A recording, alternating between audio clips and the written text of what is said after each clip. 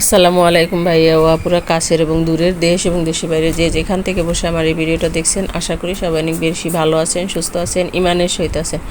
আমিও আলহামদুলিল্লাহ আল্লাহর রহমতে সবাইকে নিয়ে অনেক ভালো আছি। চলে আসলাম নতুন আরেকটা ভিডিও নিয়ে, আশা করি সবার কাছেই ভালো লাগবে। আসলে কাঁকরোল এমন একটা সবজি বা তরকারি, এটা আমার বাসায় কেউই পছন্দ করে না। এটা রান্না হয় মনে হয় বছরে একদিন কি দুদিন, কেউ খেতে চায় না। তো আজকে আমি আনলাম ছোট ছোট কাঁকরোল, এগুলো কচি দেখে আনছি, এইভাবে কেটে নিয়েছি পিস করে। সেই রেসিপিটাই আমি আপনাদের সাথে শেয়ার করব। ভিডিওটা দেখতে দেখতে এই পর্যন্ত যারা চলে আসছেন, লাইক দিতে ভুলে গেছেন, প্লিজ একটা লাইক দিয়ে ভিডিওটা কন্টিনিউ করবেন। আমার এই ভিডিওটার কোনো অংশে যদি কারো একটু ভালো লেগে থাকে, আমার এই ছোট্ট চ্যানেলটা সাবস্ক্রাইব করে নোটিফিকেশন বেল আইকন বাজিয়ে দিবেন, যাতে আমি কোনো ভিডিও আপলোড দিলে আপনি সাথে সাথে নোটিফিকেশন পেয়ে যান এবং আপনি আপনার সুবিধা মতো ভিডিওটা দেখে নিতে পারেন। ফেসবুক থেকে যারা দেখছেন, পেজটাকে ফলো দিবেন। অলরেডি এই কাজগুলো যারা করেছেন তাদেরকে অসংখ্য অসংখ্য ধন্যবাদ। ভাইয়া ও আপুরা, ফেসবুক, ইউটিউব যে যেখান থেকে দেখছেন, ভিডিওটা বেশি বেশি শেয়ার করার অনুরোধ রইল। আপনাদের একটা লাইক, একটা শেয়ার আমার জন্য অনেক কিছু। তো আমি এইভাবে পিস করে কেটে নিয়েছি। এখন হলুদ লবণ মাখিয়ে এগুলোকে আমি ভেজে নিব। এই কাঁকরোল এইভাবে রান্না করলে মাছ ছাড়া ভালোই লাগে। আর আগেই বলেছি যে কাঁকরোল যেহেতু কেউ খেতে চায় না, সেহেতু মাছ টাছ দিয়ে আর আমি রান্না করব না, এইভাবেই খালি রান্না করে নিব। তো সেই রেসিপিটাই আমি আপনাদের সাথে শেয়ার করতেছি। এখানে হলুদ লবণ মাখিয়ে এগুলোকে আমি একটু গাঢ় করে ভেজে নিব, এপাশ ওপাশ লাল লাল করে, যাতে খেতে মানে ভাজাতেই অর্ধেকটা মানে কুক হয়ে যায়, বাকি অর্ধেক আমি পরে কুক করব।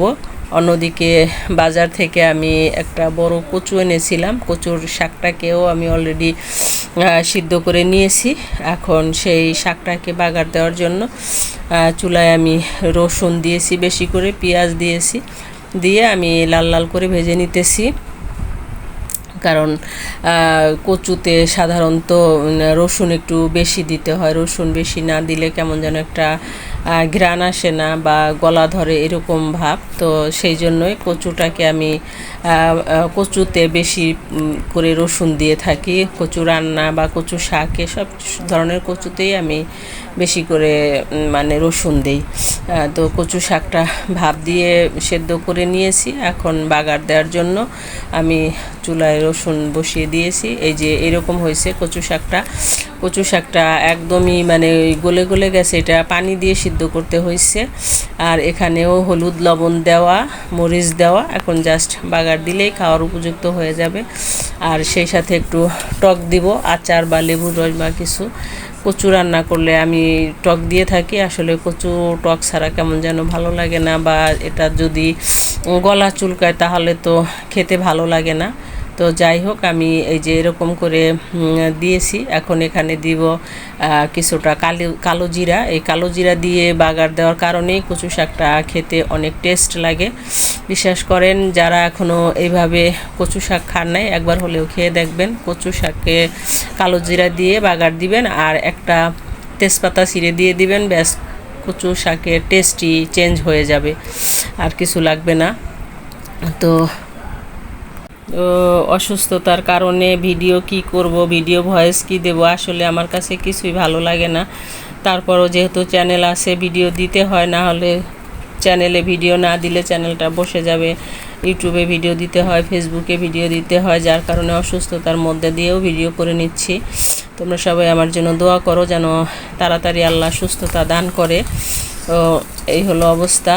এখন আমি কচু শাকটাকে বাগার দিয়ে আমি অন্য চুলায় কাঁকরোল রান্না করে নিব। কাঁকরোল আসলে কচু শাক আসলে সবাই রান্না করতে জানি, এটা আলাদা স্পেশাল কিছুই না, কিন্তু তারপরেও এক একজনের রান্না এক এক রকম, এক একজনের একটা দেশের রান্না এক এক রকম। সেই আমার দেশের রান্নাটাই আমি তোমাদের সাথে শেয়ার করলাম। এই যে এখানে কাঁকরোলগুলোকে এইরকম করে গাঢ় করে ভেজে নিয়েছি কাঁকরোল রান্নার জন্য। এখানে দিয়ে দিয়েছি আমি আদা রসুন বাটা, পেঁয়াজ বাটা, মরিচ বাটা, হলুদ পাউডার, ধনিয়া জিরার পাউডার, আর হলো এখানে লবণ দিয়েছি স্বাদ মতো, তেল পরিমাণ মতো দিয়ে মশলাটাকে একদম সুন্দর মতো কষিয়ে নেব। মশলাটা কষানো হলে কাঁকরোলগুলোকে দিয়ে আবারও কষিয়ে নেব, কারণ আগেই বলেছিলাম যে কাঁকরোল কিন্তু অত ফেভারেট একটা সবজি না, কেউ খেতে চায় না। তাই এটাকে একটু অন্যরকমভাবে রান্না না করলে তো কেউ খাবেই না।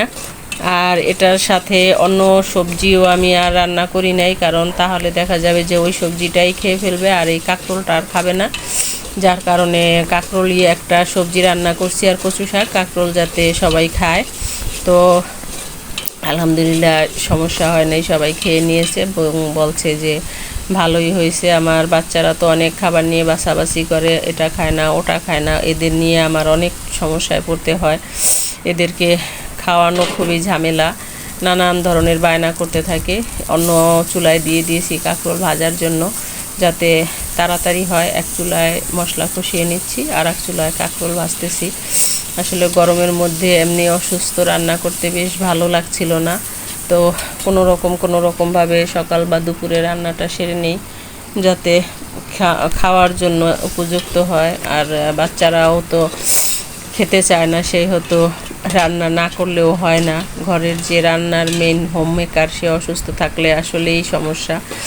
আমার শাশুড়ি এবার বলতেছিল যে খালি আল্লাহর কাছে আল্লাহ করতেছি যে তুমি যেন অসুস্থ না হও, তাহলে তো আমাদের খাওয়া দাওয়া বন্ধ হয়ে যাবে। নিজেও অসুস্থ, সেটা নিয়ে টেনশন নাই, কিন্তু আমি যে অসুস্থ যাতে না হয় সেটা নিয়ে এসে আল্লাহ করতেছিল। আসলে এটাই কাজের মায়া বা কাজ করার আদর আছে সবখানে সবার কাছে, এটাই বুঝলাম। তো যাই হোক, আমি মশলা কষিয়ে কাঁকরোলটাকেও কষিয়ে আমি একটুখানি পানি দিয়েছি, কারণ আমি আগেই বলেছিলাম ভাজাতেই আমার কাঁকরোল কিন্তু অর্ধেক কুক হয়ে গেছে। এখন আর বেশি রান্না করার প্রয়োজন হবে না, একটুখানি রান্না করলেই হয়ে যাবে। তো এই যে মাখা মাখা একটা অবস্থা, এটার কোনো ঝোল থাকবে না। মাখা মাখা অবস্থাতেই কাঁকরোলটাকে আমি নামিয়ে নেব। এইভাবে কাঁকরোল রান্না করলে কিন্তু অনেক টেস্ট হয়। এভাবে যারা এখনও রান্না করে খান নাই, একবার হলেও রান্না করে খেয়ে দেখবেন। বিকালবেলা আবার একটু ছাদ বাগানে উঠলাম, বৃষ্টির পানিতে থই থই অবস্থা। বৃষ্টি যেন থামতেছেই না। এই ওয়েদারের কারণেই ঘরের সবাই অসুস্থ, আর সুস্থই হচ্ছে না, একজন পর একজন। তোমাদের ভাইয়াও সুস্থ হইলো, তারপরে আমি, আমার শাশুড়ি, বড় ছেলে, ওর ফুপি, একজন পর একজন লেগেই আছে। মাশাল্লাহ ছোট একটা দুইটা কচু গাছ থেকে অনেকগুলা লতি বের হয়েছে, দেখে আমার মনটা ভরে গেছে। যেহেতু নিজের গাছের জিনিস ধরি নাই, এইটুক বড় হওয়ার জন্য রেখে দিয়েছি। একটু বড় হইলে, আরও বেশি হইলে একদিন ছিঁড়ে নেব কোনো একদিন, সেটাও হয়তো তোমাদের সাথে অবশ্যই শেয়ার করব। ভিডিওটা আর বেশি লম্বা করব না, ফিরে আসবো নতুন কোনো ভিডিও নিয়ে। সে পর্যন্ত সবাই ভালো থাকবেন, সুস্থ থাকবেন, আমার জন্য দোয়া করবেন, আমিও আপনাদের জন্য দোয়া করব। এই যে বরবটি গাছটা মরা অবস্থা, তারপরেও কিন্তু ছোট ছোট বরবটি হইতেছে, যার কারণে গাছটা আর উঠাই নেই, গাছটা রেখেই দিয়েছি যে দুই একটা যা হয় বীজ রাখার জন্য বরবটিটা থাক। আর এই নয়নতারা ফুলের কথা আর নাই বা বলি, এটা তো সারা বছর আমাকে ফুল দেয়। আল্লাহ হাফেজ।